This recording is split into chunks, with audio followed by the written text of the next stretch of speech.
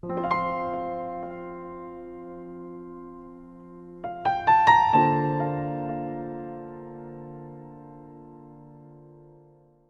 함께 사도신경으로 우리의 신앙을 하나님 앞에 고백함으로 아침 경건회를 열겠습니다. 우리 각자가 신앙을 고백하실 때 우리의 진심을 다해 고백하시기 바랍니다.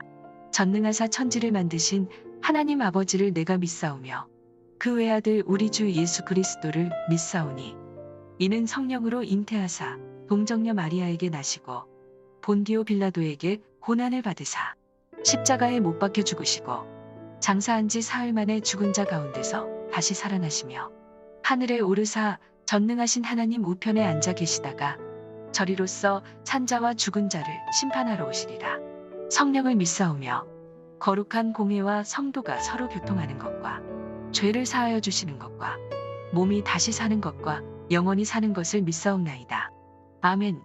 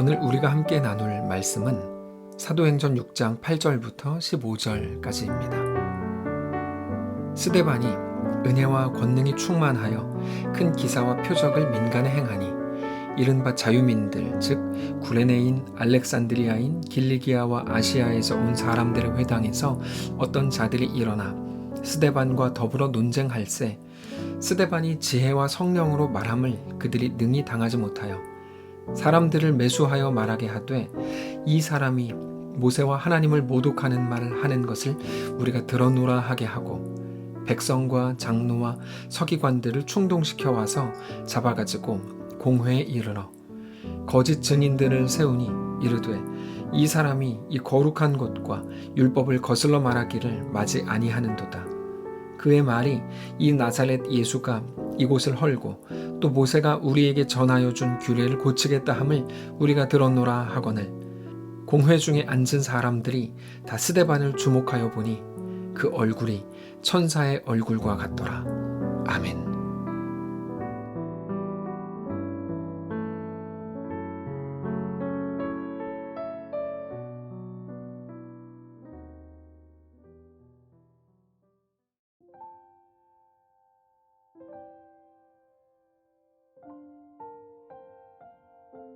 오늘 사도행전 6장 8절부터 15절을 중심으로 우리의 시대라는 주제로 말씀을 함께 나누겠습니다.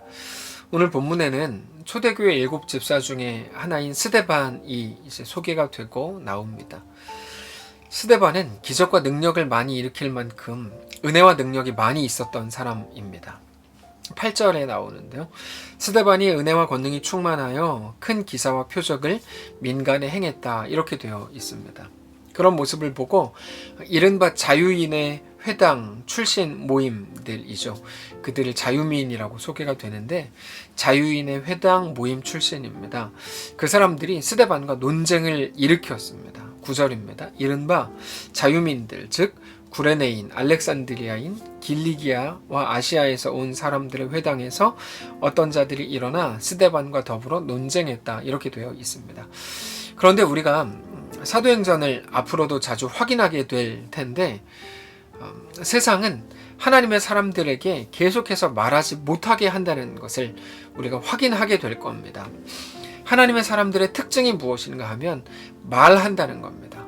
복음은 말에서 말로 이어지거든요. 복음은 전해야 되는 것이기 때문에 말해야 됩니다. 그래서 세상은 어떻게 해서라도 그리스도인들을 말하지 못하게 합니다. 그것을 위해서 온갖 일을 다 하는 것입니다.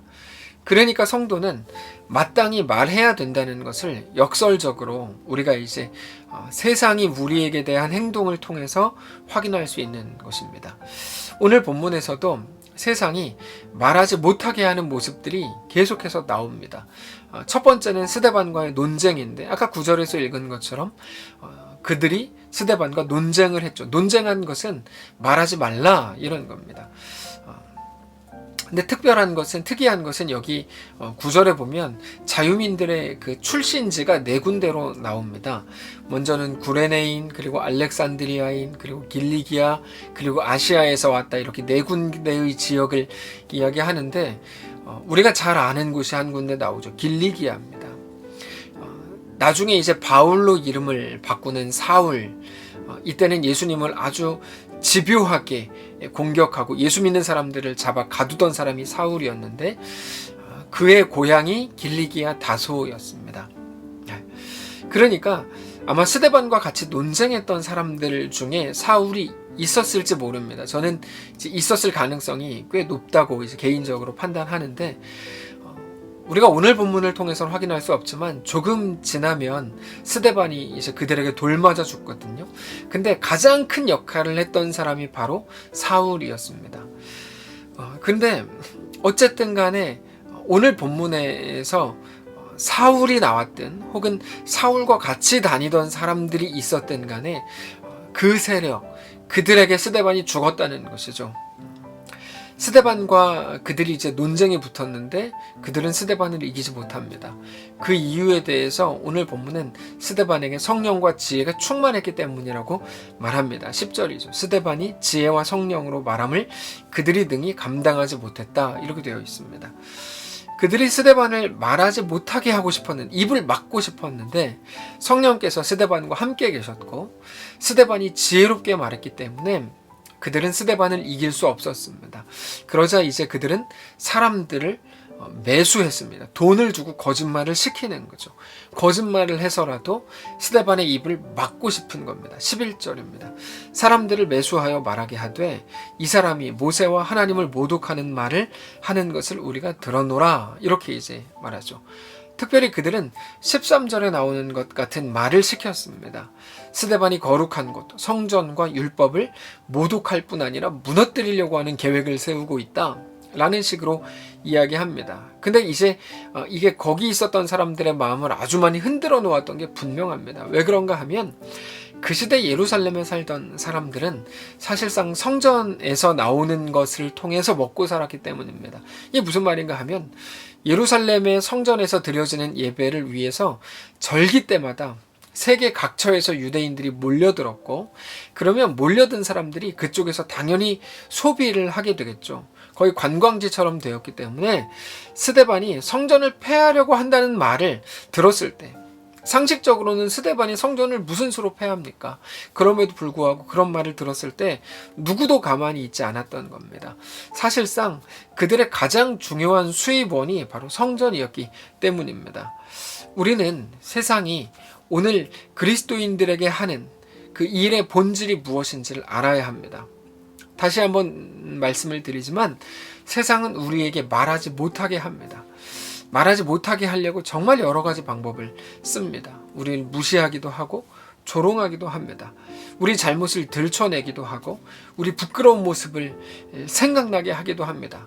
자, 중요한 건 무엇입니까? 우리가 거기에 서 있다는 사실입니다. 그럼에도 우리는 말해야 하지만 말할 수 없을 것 같은 자리에 우리가 서 있는 거죠. 그럼에도 그 속에서 우리가 해야 되는 일은 분명합니다. 우리에게 주신 것을 이야기하는 것입니다.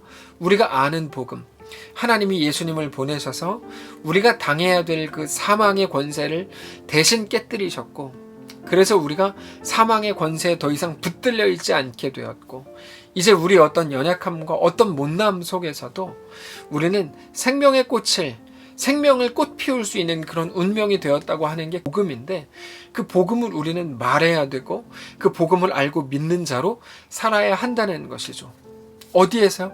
지금 우리의 시대, 우리의 상황에서 그래야 한다는 것입니다. 그게 우리에게 허락된 가장 중요한 사명입니다.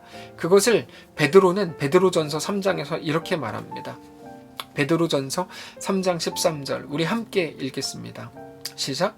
또 너희가 열심으로 선을 행하면 누가 너희를 해하리요. 그러나 의를 위하여 고난을 받으면 복이 있는 자니 그들이 두려워하는 것을 두려워하지 말며 근심하지 말고. 15절 너희 마음에 그리스도를 주로 삼아 거룩하게 하고 너희 속에 있는 소망에 관한 이유를 묻는 자들에게는 대답할 것을 항상 준비하되 온유와 두려움으로 하고. 이렇게 되어 있습니다. 세상은 우리에게 고난을 주고 두렵게 하고 늘 근심거리를 줄 거라는 겁니다. 예수님께서 온몸으로 막으셔서 우리에게 고통스러울 것 없는 날들을 허락하시는 것이 아니라, 유치원 때는 그렇죠. 근데 신앙에 이 성숙해 나가면서 그렇게 되는 게 아니라, 그런 것들이 있는 것이 너희의 시대다. 그러나 그것을 통해 그 속에서 하나님이 목적하시고 약속하신 것이 무엇인지 깨달아야 한다. 이게 오늘 우리가 나누려고 하는 내용입니다. 세상은 우리를 왜 두렵게 하고 왜 근심거리를 우리에게 계속 줍니까? 오늘 본문에 나오는 것처럼, 본문을 통해 우리가 확인한 것처럼 우리로 하여금 복음을 말하지 못하게 하고 복음을 믿는 자로 살지 못하게 하기 위해서입니다. 그러나 베드로전서 3장 15절에서 말한 것처럼 우리는 늘 우리 속에 있는 소망에 관한 이유, 우리 실패와 실수 속에서도 끝내 우리가 승리하고 영광스러울 수 있다고 하는 바로 그 소망, 그 소망에 관한 이유, 예수 그리스도의 복음을 늘 마음에 준비하라는 것입니다. 다만 온유함과 두려움으로 하라는 것이죠. 그리고 그것이 바로 오늘 본문의 스데반이었습니다. 놀라운 것이 15절인데 스데반은 그렇게 공격을 당했고 말도 안 되는 거짓 고발과 공회 앞에 서 있는 것 우리가 잘 알고 있지만, 그리고 이제 스데반은 곧 죽게 됩니다. 그럼에도 불구하고 오늘 본문에서 소개하시는 스데반의 15절의 모습은 어떨까요? 함께 읽겠습니다. 15절 시작. 공회 중에 앉은 사람들이 다 스데반을 주목하여 보니 그 얼굴이 천사의 얼굴과 같더라. 바로 이거죠. 이것은 베드로전서 3장 15절과 너무 똑같은데요. 우리 안에 고통이 있고 근심이 있고 두려움이 있을 것이지만 소망이 너희 안에 있다는 것을 기억하고 소망에 관한 이유를 말할 것을, 대답할 것을 준비하라. 스데반이죠. 그 속에 있던 소망에 관한 이유, 예수님으로 인해 운명이 바뀌었다고 하는 분명한 믿음과 그 고백이 스데반을 이렇게 영광스럽게 만들더라는 거죠. 사랑하는 성도 여러분, 오늘 우리가 서 있는 세상은 스데반이 서 있었던 것과 다르지 않은 복음에 대해 적대적인 세상입니다. 우리가 뉴스를 통해 이미 확인을 하셨겠지만 어떤 사람들은 교회를 향해서 날계란을 던지고 대놓고 욕하기 시작한 시대가 지금 시대입니다. 그 교회가 방역에 도움을 주지 못했고 오히려 방해를 줬으니까 맞습니다. 그러나 그것이 본질은 아닐 겁니다. 어쩌면 세상과 사탄은 계속 노리고 있었고 앞으로도 계속 노릴 겁니다. 우는 사자처럼 삼킬 자를 두루 찾는다고 말한 것이 지금 시대입니다. 어떤 하나의 이유, 하나의 사유로 보지 않습니다. 그것이 본질과 본질에 관한 것입니다. 앞으로 저는 더 심해질 거라고 생각합니다. 그리고 더 심해지는 그 시대가 하나님이 우리에게 허락하신 시대인 거죠. 무엇을 의미할까요? 우리를 믿으시는 거고 우리에게 놀라운 그리스도인의 삶을 도전하시고 요구하시는 것이죠. 저는 그래서 우리가 오늘 이 본문의 말씀을 꼭 붙들게 되시기를 원합니다. 특별히 베드로전서 3장 15절을 꼭 붙드시기를 바랍니다. 세상은 우리에게 말하지 못하게 하고 믿음으로 행하지 못하게 할 겁니다. 그러나 우리는 그때마다 말하셔야 되고 믿음으로 선택해야 하고 믿음으로 믿음의 고백을 삶으로 해내셔야 합니다. 그게 우리에게 주신 사명이기 때문입니다. 사랑하는 성도 여러분, 시대가 바뀌었습니다. 시대가 바뀌었으므로 우리에게 요구되는 신앙의 모습도 바뀌었습니다. 이제 어린아이같이 떼쓰는 신앙으로는 아무것도 할 수 없는 시대가 되었습니다. 성숙한 자가 되어 믿음으로 말하고 믿음으로 행하시기를 바랍니다. 우리가 가진 믿음이 무엇인지 매일같이 확인하시기 바랍니다. 아마 앞으로 계속될 이 아침 경건회를 통해서 저는 계속해서 복음이 무엇인지, 우리가 가진 믿음은 어떤 것인지, 우리 안에 있는 소망은 무엇이고 소망에 관한 이유는 무엇인지 계속 말씀을 드릴 작정입니다. 꼭 기억하시기를 바라고 확인하시기를 바랍니다. 늘 그렇게 우리가 할 말, 믿음의 고백에 대해서 늘 준비하시고 이 마지막 시대 능력 있는 주의 백성들로 거룩한 성도들로 다 세워지시기를 주님 이름으로 축복합니다. 한번 기도하겠습니다. 하나님, 우리에게 허락된 시대가 너무 엄중하고 때로는 두렵고 무섭습니다. 그러나 그만큼 하나님 우리를 믿으시는 거고 이 마지막 시대 거룩한 주의 백성으로 세운 것이 바로 너다 라고 하시는 하나님의 말씀인 것을 우리가 기억합니다. 하나님, 우리 속에 무엇이 있습니까? 우리는 어떤 소망을 가졌습니까? 우리가 가진 소망에 관한 이유를 묻는 자들에게 대답할 것을 항상 준비하는 사랑하는 모든 성도들 되게 하시고 말씀을 통하여 우리의 믿음이 무엇인지 우리에게 허락하신 복음이 무엇인지 늘 확인하고 점검하게 하시고 그것이 우리 일상 속에서 우리 현실 속에서 늘 고백되고 표현되고 말하게 되는 귀한 주의 백성들 될 수 있도록 인도하여 주옵소서. 우리를 향해 목적하시는 것은 무엇인지, 우리를 향한 하나님의 변하지 않는 약속은 무엇인지 깨닫게 하시고 주님과 믿음으로 동행하게 하옵소서. 그렇게 역사하실 살아계신 예수님의 이름으로 기도합니다. 아멘. 자, 오늘 말씀을 묵상하시고 기도하시기를 바라는데요. 특별히 우리가 이제 지난주부터 소수의 인원들이 대면하여 예배하기 시작했습니다. 조심스럽게 얼마 가지 못할 겁니다. 금방 또다시 완전 비대면으로 바뀔 전환될 가능성이 높은데 중요한 것은 할 수 있을 때 그렇게 예배하시기를 바라고 온전히 하나님을 만나서 예배할 수 있을 때 대면하여 하나님께 기쁨으로 찬양하고 영광스럽게 또 성도의 교제를 나누고 말씀에 감격하는 귀한 내일 주일이시길 바랍니다. 오늘 잘 준비하시고 내일 그렇게 하나님 앞에 귀하게 예배하는 주일 되시기를 바랍니다. 깊이 묵상하시고 일어나시길 바랍니다. 축복합니다.